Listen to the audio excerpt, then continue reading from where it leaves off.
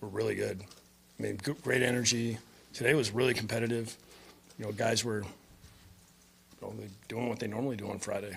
I didn't see any letdown.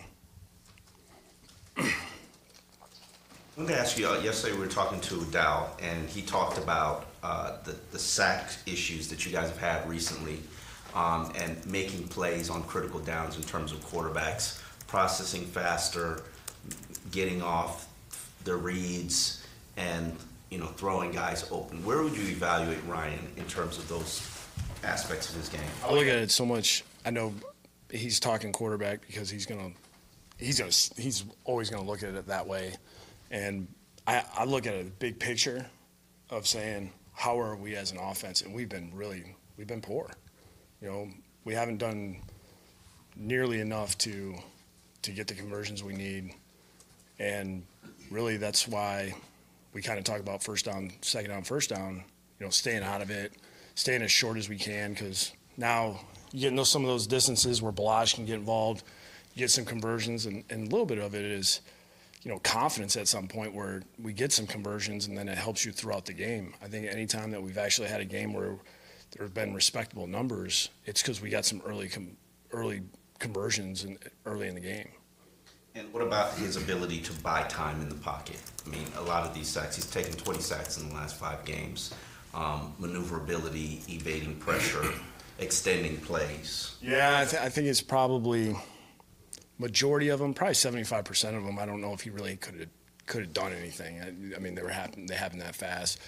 I do think sometimes he'll hang in there a little bit, trying to get that throw off.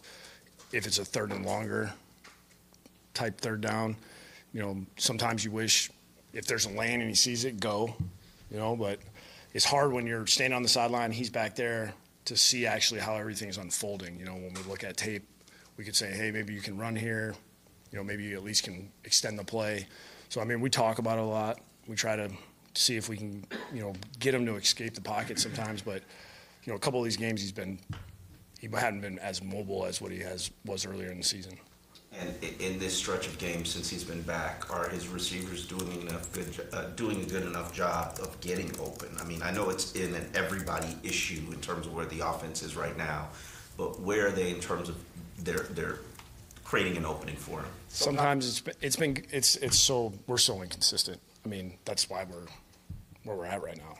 And I think there are some games where we've been open. There's been some games where, like the New England game comes to mind, just going back and watching a lot of our third downs, where the play call that gives them no chance, because the coverage they ran compared to what we were running, they had us beat on leverage, and it was going to have to be, hey, you're going to have to escape the pocket and make a play, but we never had a chance because we got sacked.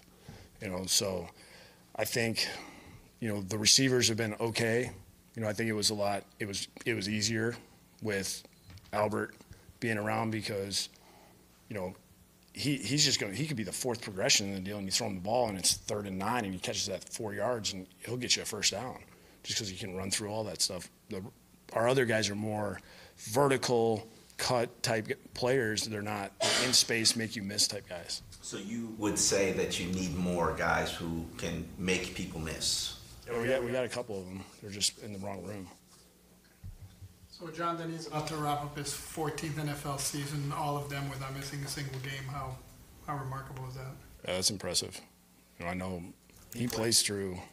I know he got pretty banged up there early in the season, whether it was shoulder, finger, all those type of things, where he just keeps going,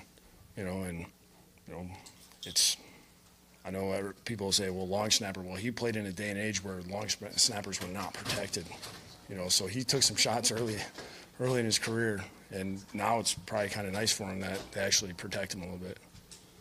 Anyone you can rule out for Sunday now? Ooh. I know TJ's doubtful. That's all I know. Where is Xavier in your thought? Yeah, it's going to go down to the game, but it's just I'm going to have to feel – he's going to have to make me feel really, really good to make him active. With Kiko Alonso, have you watched him in terms of movement and he looks comfort a lot better. level? He looks a lot better this week. He looks a lot better. It was probably good that we didn't play him, because it could have gotten worse. He could have pulled it, you know. So he looks completely night and day from what I saw on Sunday. Al Williams announced his retirement today. Is he a guy that you still have to account for on the Buffalo defensive line? Yes, he has not changed one bit. Kyle, I've known since he was a freshman in college, so he's always been the same since college, pros, never changed. Whatever he has, he leaves it on the field, and he's disruptive, drives you insane, because he's always seems to get in the backfield, whether it's a run or a pass. You gotta be very careful with him. How hard is it to find a defensive tackle like that? I think if, like Kyle to me is a little different because he's that old. He's so old school. He's like the kind of guy that you might not see the whole offseason, then he shows up for training camp ready to go. You know, and his knowledge of the game is just huge, and that's why Gaucho is such a guy that we're so high on, because I don't know if it's LSU or what, but he has that same type of computer in his brain where he remembers all this stuff, and he can do the right thing in real time and remember what he's faced before. So you'd say Gaucho's had a good season? I think it's been inconsistent. I'm saying the way he thinks, that's what you want. And, you know, the more he plays, like when you go into year 3, year 4, that's where you usually see like these huge jumps with a lot of players. Cam Wake is turning 37 in January. He loves it when you bring up his age. Everybody brings up his age. How much more do you think that he can play? Yeah, I think that's going to be really up to him. You know, he does such a great job taking care of his body. I feel like we're smart with him with how we practice him and how we try to manage the game early in the season, and so he can be ready to go this last part, so he can just play without us thinking about it. But I mean, it's really going to come down. It's going to come down to what he wants to do. You know, if he wants to go another year, I don't think anybody is going to really be up in arms with him wanting to go another season or another 2 seasons, whatever it ends up being. I think he just looks at it as, hey, it's 1 year at a time and see how I feel at the end of the year. And he's smart about it. I mean, I've heard him say it a million times. He's said it to me. He's like, I'll take the duration, and when March comes around, I'll decide what I want to do.